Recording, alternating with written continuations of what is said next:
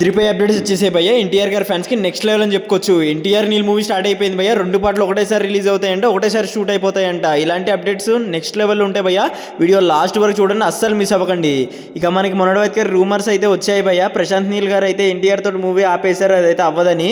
కాకపోతే ఇప్పుడు అన్నీ అయితే మనకి అన్ని బ్రేక్ అయిపోయాయి భయ్య. మనకి రీసెంట్గా ప్రొడ్యూసర్స్ కూడా కన్ఫర్మ్ చేయడం జరిగింది ఈ మూవీ కొత్త షెడ్యూల్ స్టార్ట్ అవుతాయని.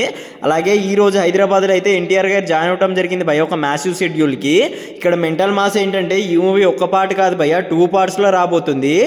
ఇంకోటి ఏంటంటే ఆ 2 పార్ట్స్ కూడా ఒకటేసారి మనకి షూట్ అయిపోతుంది. మామూలుగా అయితే చాలా గ్యాప్ తీసుకుంటారు, ఇయర్సే వస్తాయి. కాకపోతే ఈ మూవీ 2 పార్ట్స్ ఒకటేసారి అయితే మనకి షూట్ జరుగుతుంది. ఆ 2 ఒకటేసారి అయిపోయిన తర్వాత కూడా మనకి సేమ్ ఇయర్లో రిలీజ్ చేసేస్తారంట భయ్య. మ్యాక్సిమం 2 పార్ట్స్ 2027లో వస్తాయంట భయ్య. లేకపోతే 2026 డిసెంబర్లో ఒకటి వచ్చి 2027 స్టార్టింగ్లో కూడా ఒకటి వస్తుందంట. ఇది మాత్రం ఎన్టీఆర్ ఫ్యాన్స్కి నెక్స్ట్ లెవెల్ అని చెప్పుకోవచ్చు. స్క్రిప్ట్లో అయితే కొంచెం చేంజెస్ రావడం జరిగినాయి భయ్య. సో డ్రీమ్ ప్రాజెక్ట్ కాబట్టి ప్రశాంత్ నీల్ గారు అయితే అస్సలు వదిలిపెట్టారు. ఫేవరెట్ హీరో ఎన్టీఆర్ గారు కాబట్టి ఆయన అయితే మనకి మొన్నటి వరకు లుక్ మారింది. ఆ లుక్ అయితే ఇప్పుడు మంచిగా సెట్ చేసుకుని అయితే షూట్లో జాయిన్ అవడం జరిగింది భయ్య.